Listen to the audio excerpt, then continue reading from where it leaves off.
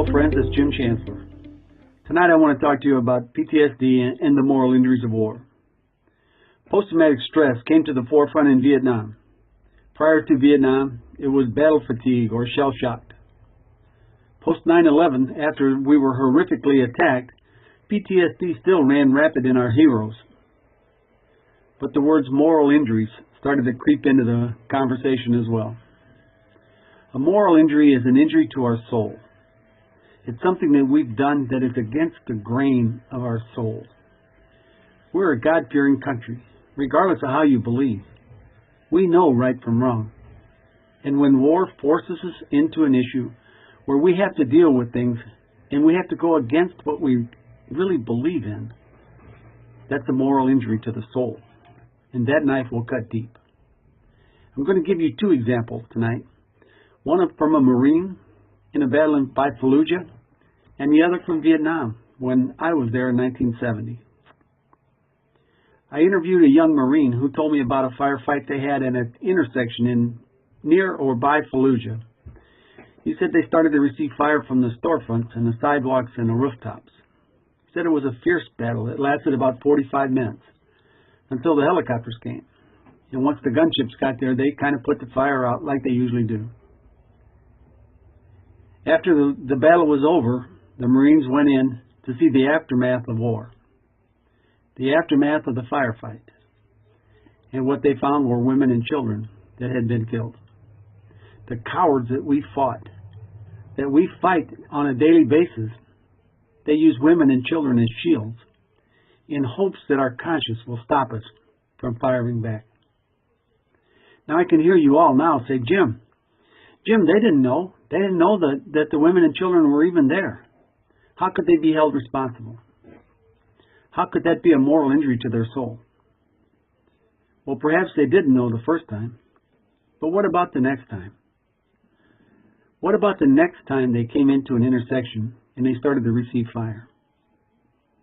At that very second, they had to make a decision.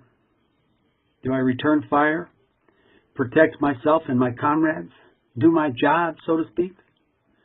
Or do I not return fire? Because I know there's going to be collateral damage. I know there's going to be innocent people die if I return fire. Of course you protect your comrades. Of course you do what you have to do in war. But you'll bring that story home with you. That'll never leave you. Now I want to tell you about an incident I had in 1970. I flew with the 119th Assault Helicopter Company, and one day my friend Steve Warren and I were on a mission, and we were in a free fire zone. That's a zone where if you receive fire, you don't have to call in and get permission to return fire. A free fire zone is exactly what it sounds like. So we were on our way to a mission, and we received fire from this ville. Just a small little ville with about 6 or 7 hooches in it. So we banked. I started to return fire with my 60. And I immediately saw that I could set the hooches on fire with my tracers. So that's what I did.